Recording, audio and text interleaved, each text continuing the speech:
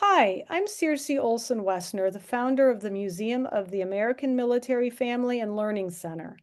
I'd like to welcome you to our 2025 Advent Season Storytime. Throughout December, military-connected authors will read a holiday essay, either one they have written themselves or a favorite written by someone else.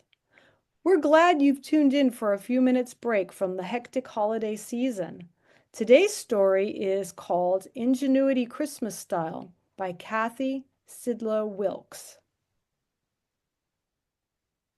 Hi, I'm Cathy Sydlo Wilkes, and I'd like to share a time that happened in Christmas, but actually a little bit before Christmas of August of 1998. We moved from Oklahoma to Delaware with two preschoolers and a dog. As with most moves in the military, adjustments had to be made. The first one had to do with our living quarters. Our previous place was a ranch-style home of 2,200 square feet with a double garage attached. Our new domicile was a two-story area of 1,300 square feet, located at the end of a quadruplex without a garage. To give you an idea of how cozy the place was, the kitchen, dining room, and living room were snugly established on the main floor. Bedrooms and a bath and a half were on the second floor. We were fortunate enough to score a decent, albeit unfinished, basement. When December finally rolled around, two more challenges became evident. The first challenge was where to put the Christmas tree. The second one was what to do about the lack of snow for the trail of footsteps that was the evidence of Santa's visit. Now, at our old home, our house would have been decked out in proper holiday fashion. However, with our new place, space was at a minimum.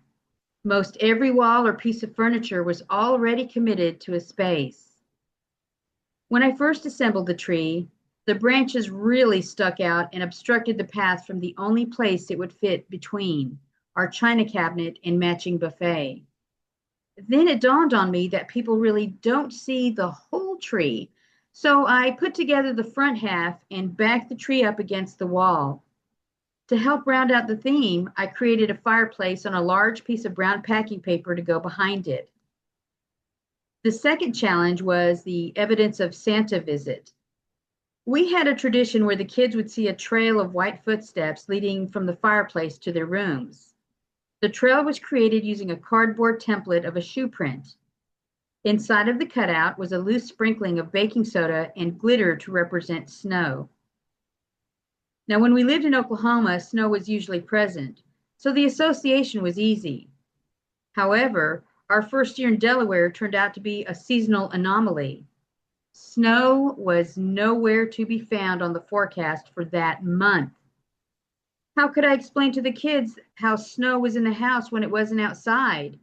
My solution revealed itself at a small park while the kids were in preschool.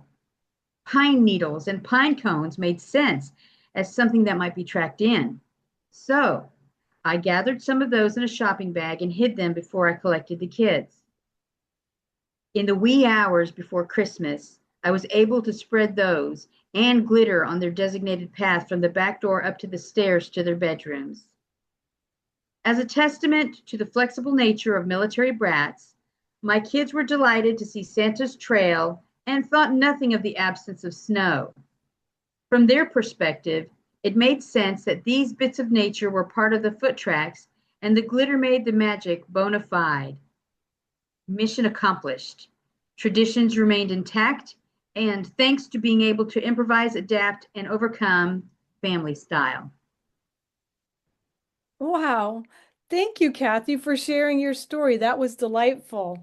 I want to thank you also, listeners, for tuning in today. We hope you have a wonderful rest of your Sunday. Wish you a Merry Christmas and a happy and healthy New Year. Come back next week for another Christmas story. Thank you again, Cathy.